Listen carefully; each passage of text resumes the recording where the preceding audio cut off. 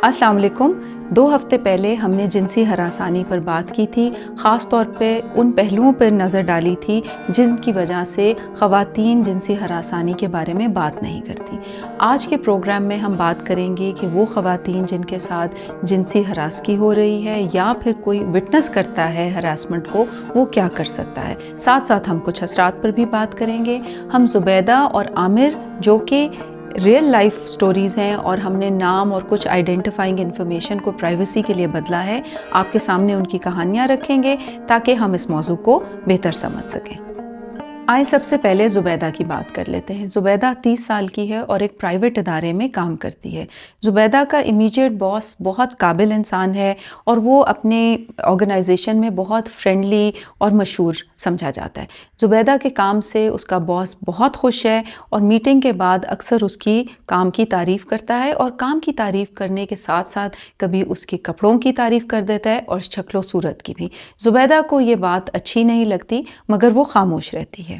काम के बाद रात को उसको गुड नाइट के मैसेजेस, सुबह गुड मॉर्निंग के मैसेजेस भी आते हैं और कभी कभी उन मैसेजेस में ये भी लिखा होता है कि आज तुम बहुत अच्छी लग रही थी, प्यारी लग रही थी। उससे ये भी बातें करता है कि मेरी तो अपनी बीवी से इतनी बनती नहीं है, मैं बहुत अकेला और तन्हा महसूस करता हूँ, कभी अकेले में मिलेंगे तो तुम्हें मैं कुछ बताऊँगा।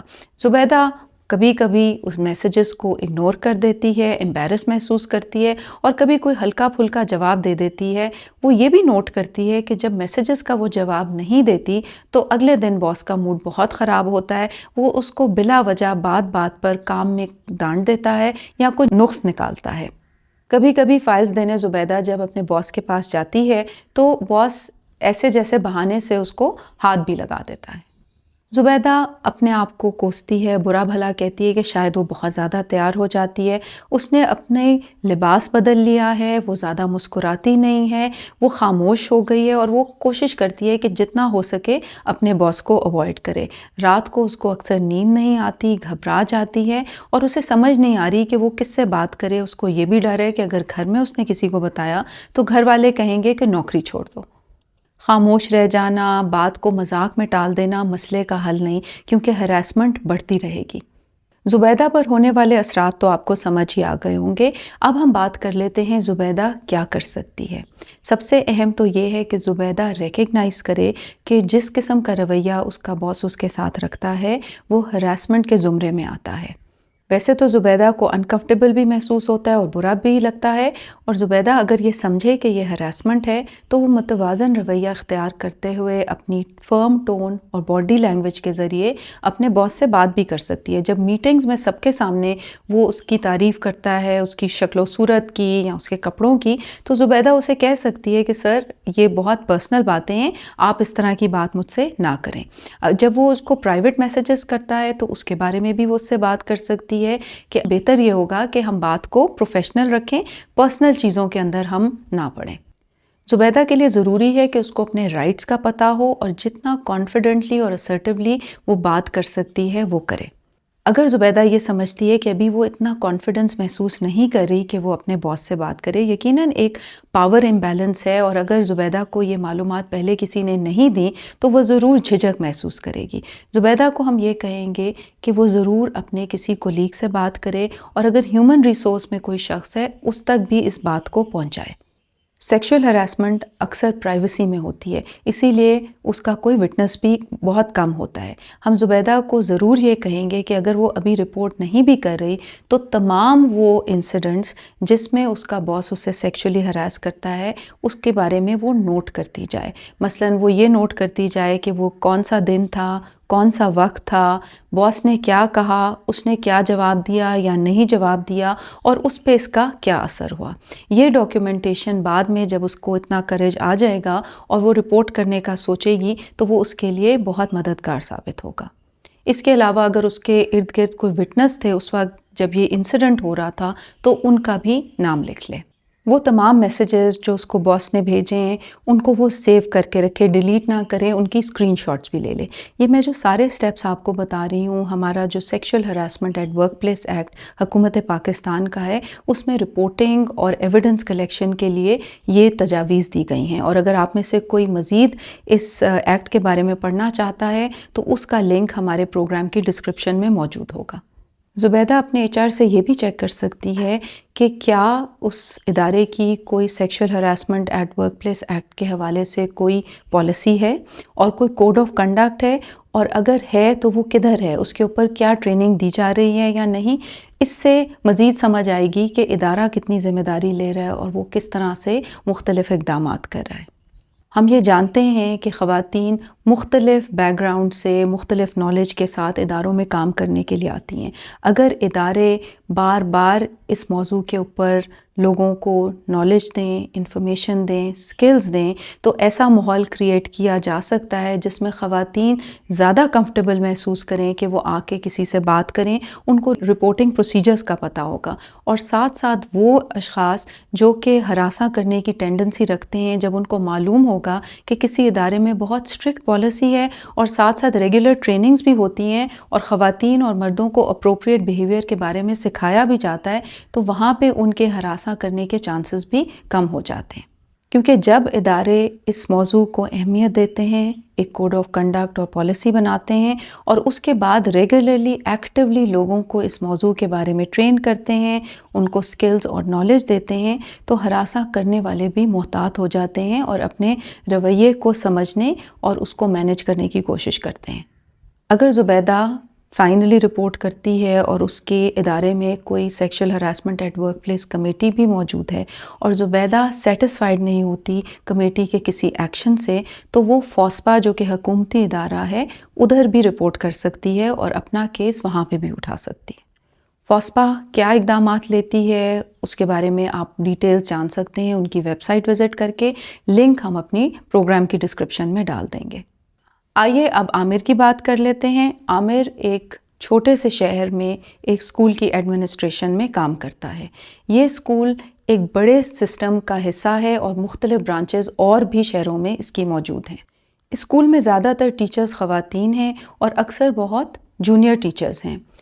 اسکول کا پرنسپل ایک بزرگ شخص ہے اور اس کے ارد گرد بہت عزت ہے۔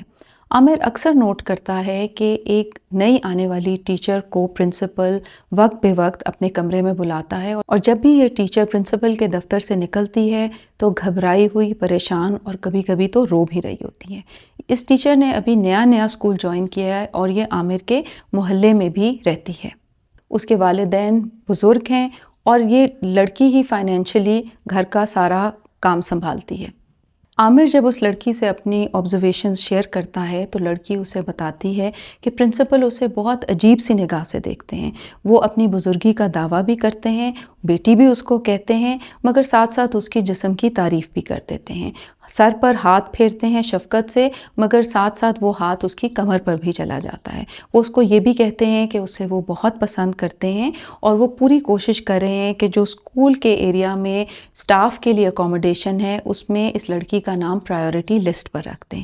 لڑکی گھبرائی رہتی ہے اور اس کو شرم کے مارے سمجھ نہیں آتا وہ کیا کرے، اور اکثر وہ کہتی ہے کہ آگے سے یا وہ خاموش ہو جاتی ہے یا مسکرا دیتی ہے۔ لڑکی اس بارے میں کچھ نہیں کرنا چاہتی کیونکہ نوکری اس کے لیے بہت اہم ہے، اور اسے یہ بھی ڈر ہے کہ اگر اس نے بات کی تو اس کے لیے یہ بے عزتی کا باعث ہوگا۔ اسے یہ سمجھ نہیں آ رہی کہ وہ شخص جو اس کو اپنے باپ ہونے کا دعویٰ کرتا ہے وہ اس کے ساتھ اس طرح کی حرکتیں کیوں کرتا ہے۔ آئیے پہلے دو کانسیپٹس کے بارے میں بات کر لیتے ہیں، بائی اسٹینڈر ایفیکٹ اور social witness. Bystander effect سے مراد ایک ایسی صورتحال اور ایک سچویشن ہے جس میں لوگ اپنے ارد گرد کسی کو ہراسمنٹ والا رویہ کرتے ہوئے دیکھتے ہیں اور خاموش رہتے ہیں۔ وہ شاید اس لیے خاموش رہتے ہیں کیونکہ ان کو پتہ نہیں ہوتا کہ وہ اس کے بارے میں کچھ کر بھی سکتے ہیں یا نہیں۔ وہ اس رویے کو بہت نارمل سمجھتے ہیں۔ ہو سکتا ہے ان کو یہ ڈر ہو کہ اگر انہوں نے بات کی تو ان کی اپنی نوکری نہ چلی جائے، یا وہ یہ سوچتے ہیں کہ یہ ان کا کام نہیں کہ اس کے بارے میں بات کریں، یہ تو HR کا کام ہے یا کسی اور کا کام ہے اس چیز کے اوپر بات کریں۔ وہ پچھلے پروگرام میں جو ہم نے تمام وجوہات بات کی تھی کہ کس طرح ہماری سوسائٹی، کلچر اس موضوع کو نارملائز کرتا ہے اور ہمیں خاموش کرتا ہے اس موضوع کے بارے میں، وہ ساری وجوہات بائی اسٹینڈر ایفیکٹ کو کاز کرتی ہیں۔ شروع میں عامر بھی بائی اسٹینڈر تھا، جب وہ نوٹ کر رہا تھا، آبزرو کر رہا تھا، مگر کوئی سٹیپ نہیں لے سکا۔ جب اس لڑکی نے عامر سے بات کی، سیکشل ہراسمنٹ کے بارے میں ساری معلومات شیئر کی، تو عامر ایک سوشل وٹنس بن گیا۔ اس نے ایکچول ایکٹ ہوتے ہوئے تو نہیں دیکھا، مگر اس نے یہ وٹنس کیا کہ اس لڑکی پہ کیا اثر ہوا ہے، اور لڑکی نے اس کو ایکچولی آ کر بتایا بھی۔ عامر سب سے پہلے تو اس لڑکی کو یہ مدد کر سکتا ہے نشاندہی کرنے میں کہ یہ تمام چیزیں جو لڑکی نے محسوس کیں وہ سیکشل ہراسمنٹ کے زمرے میں آتی ہے۔ عامر اس کے احساسات کو ویلیڈیٹ بھی کر سکتا ہے، جو ڈر، بے عزتی کا احساس وہ محسوس کر رہی ہے، یا خوف ہے کہ کسی کو پتہ چلے تو کیا ہو جائے گا، نوکری تو نہیں چلی جائے گی، تو یہ تمام فیلنگز ویلڈ ہیں، مگر ساتھ ساتھ یہ بھی بتاتا چلے کہ جو پرنسپل کر رہا ہے وہ کسی صورت میں بھی طریقہ صحیح نہیں ہے، اور یہ اس لڑکی کے رائٹس کی وائلیشن ہے۔ عامر اس کو اپنے ادارے میں موجود جتنی sexual harassment at work place سے ریلیٹڈ پالیسیز موجود ہیں ان کے بارے میں آگاہی دے سکتا ہے، ہیڈ آفس میں رپورٹنگ کا کیا میکنزم ہے اس کے بارے میں بتا سکتا ہے، ایچ آر میں موجود لوگوں کے بارے میں بتا سکتا ہے جو رپورٹنگ کرتے ہیں، اور اگر عامر کے ادارے میں بھی رپورٹنگ میکنزم کلیئر نہیں تو عامر ہیڈ آفس کو لکھ کے یہ معلومات منگوا سکتا ہے، اور اس کے بارے میں ٹریننگ کے لیے بھی اپنے ہیڈ آفس کو کہہ سکتا ہے۔ ساتھ ساتھ وہ لڑکی کو انکریج کر سکتا ہے کہ اگر وہ ابھی رپورٹ کرنے سے کترا رہی ہے، اول تو اس کو رپورٹ کرنا چاہیے، مگر اگر وہ کترا رہی ہے تو وہ تمام انسیڈنٹس کی ڈیٹیل لکھتی رہے، وہ کب انسیڈنٹ ہوا، کس نے کب کیا، کیسے کیا، کیا ڈیٹ تھی، ٹائم کیا تھا، اور اس نے کیسا محسوس کیا اور اس نے کیسے رسپونڈ کیا۔ یہ تمام معلومات بعد میں اس کو فارمل رپورٹنگ میں مدد دیں گی۔ عامر یہ بھی آفر کر سکتا ہے کہ وہ رپورٹنگ کے لیے اس کو اپنے ساتھ لے جا سکتا ہے، مدد کر سکتا ہے، اور وہ والنٹیئر کر سکتا ہے کہ وٹنس کے طور پر وہ رپورٹ کا حصہ بھی بن سکتا ہے۔ اور اگر لڑکی ابھی بھی کانفیڈنٹ محسوس نہ کرے اور اسے لگے کہ وہ اسکول کے موجودہ نظام کے اندر رپورٹ نہیں کر سکتی یا نظام موجود ہی نہیں، تو وہ بھی فوسپا سے رجوع کر سکتی ہے اور مزید گائیڈنس لے سکتی ہے کہ وہ کیا کرے۔ ہمیں یہ پتہ ہے کہ رپورٹ کرنا، بات کرنا اتنا آسان نہیں، اسپیشلی جب پاور کے اتنے اسٹرانگ ڈائنامکس ہوں، اتنی ہائرارکیز موجود ہوں کسی ادارے میں، مگر یہ بھی ضرور جانیں اور یہ بھی انکریج کریں ان تمام لوگوں کو جو کہ سیکشل ہراسمنٹ فیس کرتے ہیں کہ جب وہ سامنے آئیں گے تو تبھی ہم ایک طرح سے معاشرے میں تبدیلی لا سکیں گے۔ اور جس طرح کا کیس عامر فیس کر رہا تھا، وہ پرنسپل جس طرح سے اس لڑکی کے ساتھ بیہیویئر رکھ رہا تھا، ہمیں اپنے ایکسپیرینس سے پتہ ہے یہ فرسٹ لڑکی نہیں ہوگی جس کو اس نے ہراساں کیا ہوگا۔ جب ایک خاتون بولتی ہے تو اکثر بہت ساری اور خواتین کو بھی انکریجمنٹ ملتی ہے کہ وہ اپنے کیسز بھی سامنے لے کے آئیں، اور اسی طرح معاشرے میں ایک ٹرو تبدیلی آ سکتی ہے۔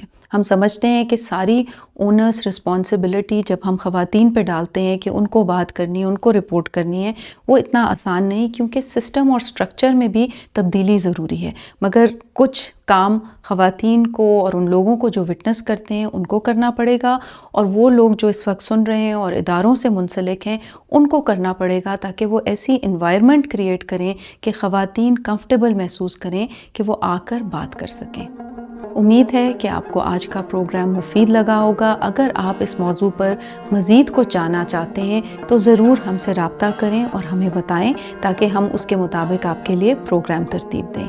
ہمارے پروگرام کو سنتے رہیں، چینل کو سبسکرائب کریں۔ بہت شکریہ۔